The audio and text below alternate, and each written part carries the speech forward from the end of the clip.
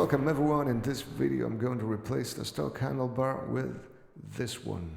This is the Renthal Road Low. There's a link below for specs. It's a bit lower, more swept back than the stock, and with a nice matte black finish, which is the main reason I went for a swap in the first place.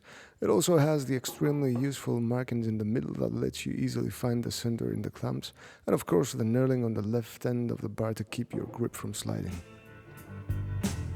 Let's get to it. First of all, you have to remove the mirrors.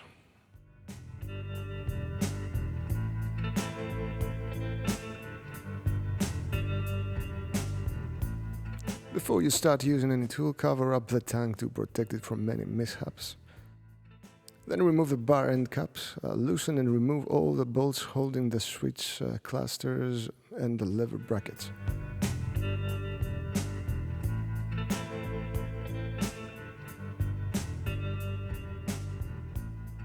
It's good to support the brake reservoir. I use the Velcro tape to hang it from the headlight bracket.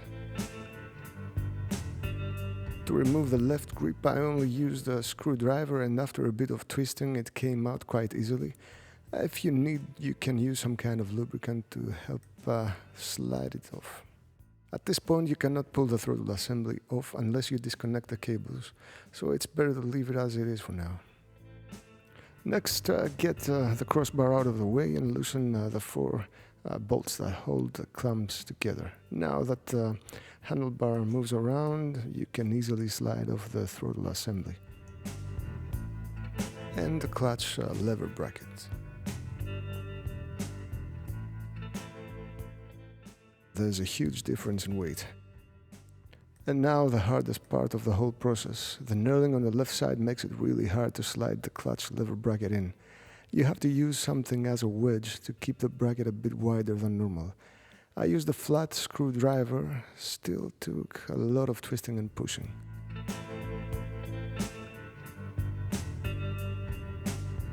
Then put everything back and the handlebar in the clamps without tightening fully the bolts, because you want to be able to move it in order to find the best position. And now it's good to get on the bike and find the most comfortable position. Check that the cables and hoses are not stressed anywhere from lock to lock, and that the clearance from the tank is enough.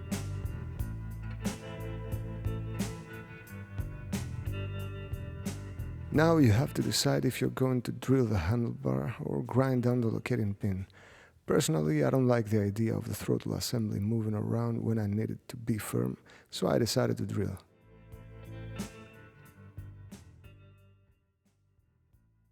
I used a custom-made guide to drill the holes. It's a drilled plastic spring clamp with an aluminium tube attached to prevent the drill bit from hitting the other side. Then I put the left grip on without using any adhesive. It holds just fine on the knurling, like that. And finally made minor adjustments on the switches and levers. Before you tighten the clamps, make sure that the handlebar is centered using the markings provided and that is still in the position you want it to be. Do not tighten each bolt all the way at once, because you want the clamps to sit evenly. What I do is to turn a quarter of a turn each bolt, making sure that the gap between the upper and the bottom part of the clamps is getting smaller with the same rate. The required torque for these 4 clamp bolts is 20 Newton meters according to the service manual.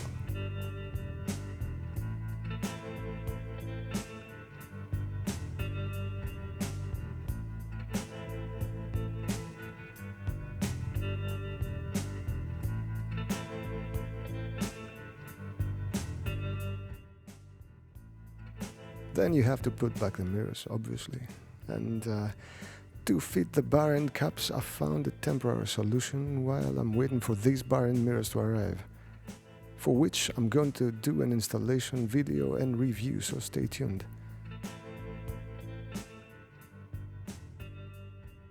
What I did for now is take 2 hex linkages like these and wrap them with black insulating tape till they fit tightly into the bar ends. Then I bolted on the end caps, and after a few rides, they're still in place and tight.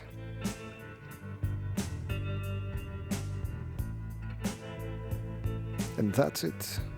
time for a ride. Wrapping up the comparison, I'd say that apart from the color, the differences are that the Renthal is a bit more swept back, around 3 centimeters narrower, and a little lower than the stock. It is also much lighter. In terms of stance convenience and comfort, I'd say there is no great difference except for that extra sweep that brings the handles closer, and that, for me at least, makes it a little more comfortable.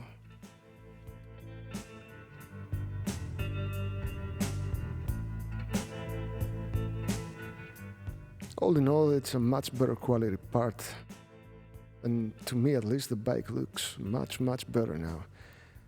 Please leave a comment if you have any questions, and if you enjoyed it, like and subscribe, because I have more videos coming about parts and mods for the Royal Enfield Interceptor 650. Thanks very much for watching.